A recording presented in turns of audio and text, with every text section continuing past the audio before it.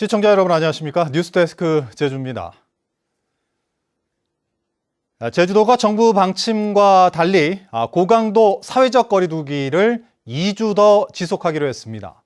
황금 연휴에 관광객이 대거 제주를 찾으면서 잠복기를 지켜보겠다는 건데요. 정부의 긴급 재난지원금은 제주에서도 취약계층부터 지급이 시작됐습니다. 김찬영 기자입니다. 해안도로에 관광객들이 북적입니다. 카약을 타며 바다를 즐기고 바닷가 전망이 좋은 카페와 식당에는 관광객들이 쉴 새 없이 드나듭니다.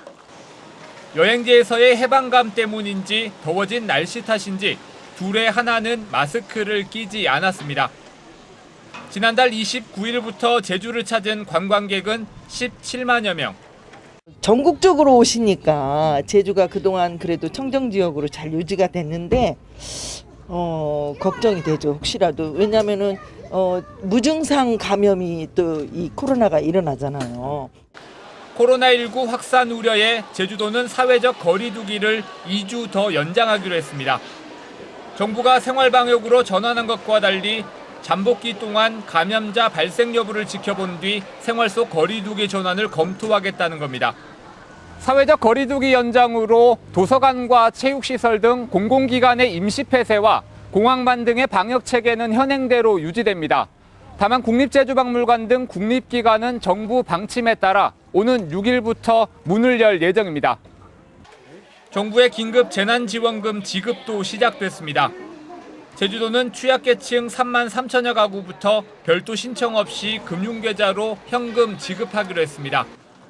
4인 가족 기준 100만 원이 지급되며 일반 가구는 11일부터 온라인에서 18일부터는 거래은행이나 주민센터에서 오부제로 신청할 수 있습니다. 본인 희망에 따라 신용카드, 체크카드, 선불카드 등 다양한 방식으로 지급되며 소비 진작과 지역경제 활성화에 도움이 될 수 있도록 업종과 사용 지역이 제한됩니다. 정부 지원금은 제주형 지원금과 중복 여부에 관계없이 모든 가구에 지급되며 6월에는 제주형 2차 지원금도 지급됩니다. MBC 뉴스 김찬년입니다. 코로나19로 경제적 어려움에 처한 무급 휴직자와 프리랜서 등 3천 명에게 긴급 생활지원금 15억 4천여만 원이 지급됐습니다. 제주도는 감염병 위기 경보가 심각 단계로 높아진 지난 2월 23일부터 일하지 못한 날에 따라 지원금을 차등 지급할 계획이었지만 서류 증빙이 어렵고 행정력이 낭비돼 50만 원을 일괄 지급했다고 밝혔습니다. 지역 고용 대응 특별 지원금은 이달에 한 차례 더 지급될 예정으로 50인 미만 사업장의 무급 휴직자나 중위소득 150% 이하의 프리랜서가 대상입니다. 황금 연휴가 막바지에 접어들면서 제주공항은 큰 혼잡을 빚었습니다. 한국공항공사 제주본부에 따르면 제주에서 연휴를 보낸 관광객 2만 9천 명이 제주를 떠나는 등 오늘 하루 제주공항 이용객은 4만 3천여 명으로 추산됐습니다. 지난달 29일부터 제주를 찾은 관광객은 17만 5천 명으로 당초 예상보다 1만 7천여 명 많았습니다. 한편 오늘 오전 한때 제주공항에 저시정 특보가 발효되면서 항공기 15편이 지연 운항됐습니다. 코로나19 확산세가 잦아들면서 고3 학생들부터 등교 개학이 시작됩니다. 생활 속 거리 두기가 이어지고 있는 상황이어서 학교 현장도 감염병 예방을 위한 대책 마련에 분주해졌습니다. 김항섭 기자의 보도입니다. 텅 빈 고등학교 교실에서 교사가 원격 수업을 진행합니다. 현재는 모든 수업이 온라인으로 진행되고 있지만 다음 주부터 대면 수업과 원격 수업이 병행돼야 합니다. 교육부가 코로나19 확산세가 진정되면서 순차적인 등교 개학을 결정했기 때문입니다.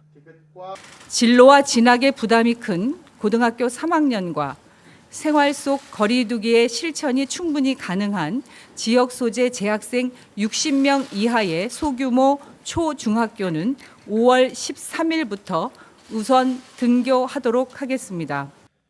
오는 13일부터는 고3과 60명 이하 소규모 초중학교에서 등교가 시작되고 20일은 고2와 중3, 초등학교 1, 2학년, 27일부터는 고1과 중2, 초등학교 3, 4학년, 다음 달 1일에는 중1과 초등학교 5, 6학년이 등교합니다. 도내 각 학교들은 현관 입구에 열화상 카메라를 설치하고 각 층마다 격리실을 마련했습니다. 마스크도 학생 1명당 2장 이상 비축하고 손 소독제도 교실마다 비치했습니다.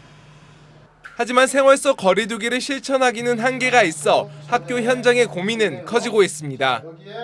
쉬는 시간이라든지 점심시간에, 즉 학생들이 자유시간까지 거리두기를 지도는 할 수 있지만 현실적으로는 이루어지지 않을 것으로 보고 있습니다. 제주시 동지역 학교의 경우 학급당 학생 수가 읍면보다 10명가량 많은 데다 13일부터 도내 소규모 초중학교 20곳에서 등교가 시작됨에 따라 구체적인 학사 운영 지침도 시급합니다.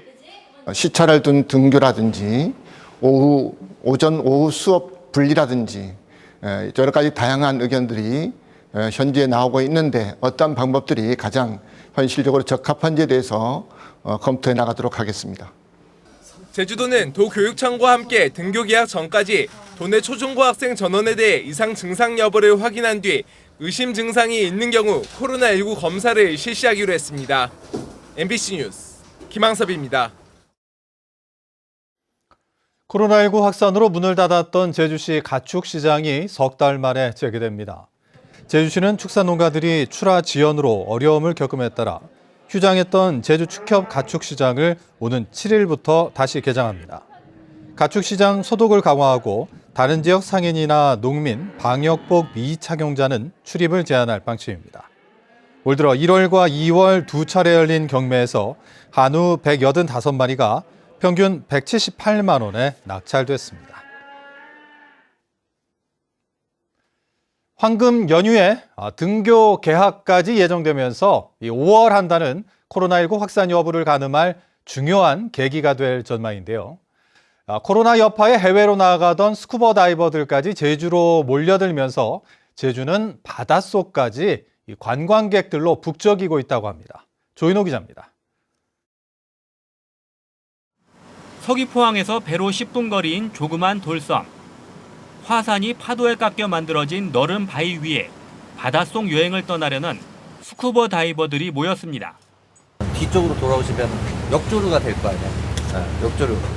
그래서 거기서는 오리발을 조금 타시는데 제주의 푸른 바다로 힘차게 뛰어든 다이버들.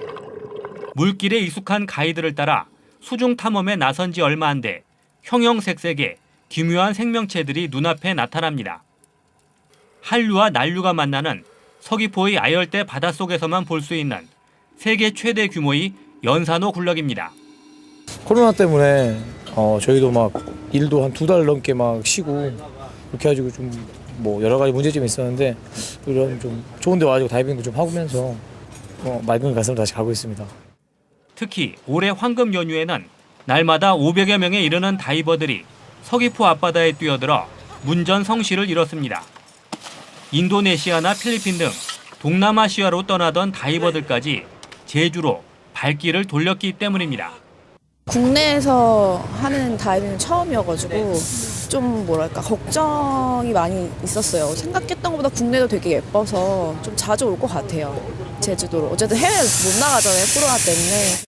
제주도에 저희 다이빙에 쓰는 이 공기 탱크가 모질할 정도로 다이버들이 많이 찾아주셔 오고 있는 상황입니다. 제주를 찾는 스쿠버 다이버는 연간 5만여 명. 다이빙 산업으로 인한 경제적 효과도 500억 원대로 추산되고 있습니다. 코로나 여파로 해외여행이 어려워진 가운데 제주 바다를 찾는 다이빙 관광객들은 당분간 이어질 것으로 보입니다. MBC 뉴스 조인호입니다. 정책 추진 과정에서 발생하는 갈등을 관리하기 위한 제도적 장치가 마련됩니다.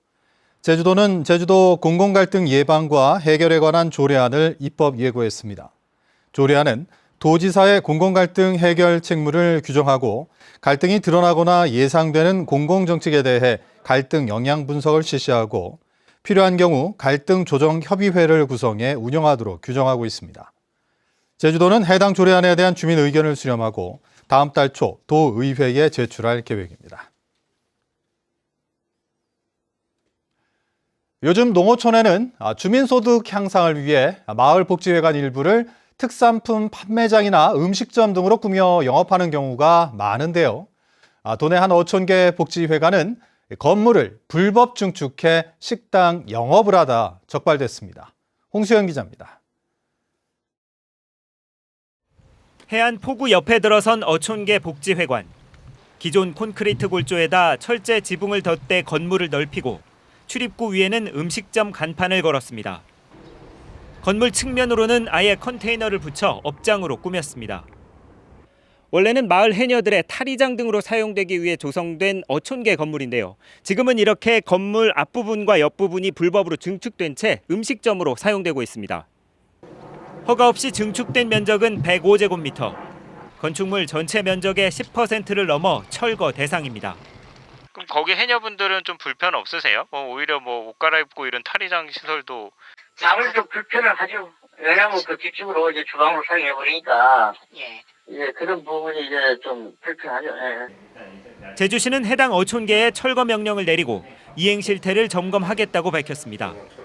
3차까지 하고 그렇게 안 됐을 경우는 저희 이행 강제금 부과를 하고 그다음 검찰까지 경찰까지 고발을 해야 될 상황에 있습니다. 문제가 되자 해당 업주는 어촌계 동의를 받아 증축했고 어촌계에 임대료도 내왔다며 불법 증축된 시설은 다음 달까지 모두 자진 철거하겠다고 밝혔습니다. 올 들어 도내에서 불법 증축이나 용도 변경 등으로 적발된 농어촌 마을회관과 복지회관은 4곳. 농어촌 지역을 찾는 관광객이 늘면서 수익 창출을 위해 추진했다 문제가 되는 경우들이 대부분인데 화재 등 안전사고에도 취약한 경우가 많아 행정당국의 철저한 점검이 필요해 보입니다.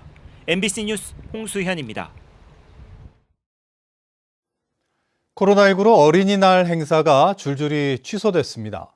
제주시와 서귀포시에 따르면 사회적 거리두기 등으로 어린이날 기념 행사 등 5월 가정의 달 행사가 모두 취소된 데 이어 제주해양경찰서도 해마다 어린이날 개최해오던 경비함정과 헬기 공개 행사를 취소했습니다. 레츠런파크 제주 역시 오는 30일까지 잠정 폐쇄함에 따라 어린이날 행사를 취소했습니다. 곽지해수욕장 해상에서 30대 남성이 숨진 채 발견돼 해경이 수사에 나섰습니다. 오늘 오전 6시 50분쯤 제주시 애월읍 곽지해수욕장 인근 해상에서 30살 황모 씨가 의식을 잃은 채 발견돼 병원으로 옮겨졌지만 숨졌습니다. 황 씨는 오늘 새벽까지 지인들과 술을 마시다 사라져 실종 신고된 상태였습니다. 제주 동물 테마파크 개발 사업을 반대하는 주민들이 사업 도입을 주도한 선을 1위 정모 2장을 상대로 7,800만 원의 손해배상 청구 소송을 제기했습니다.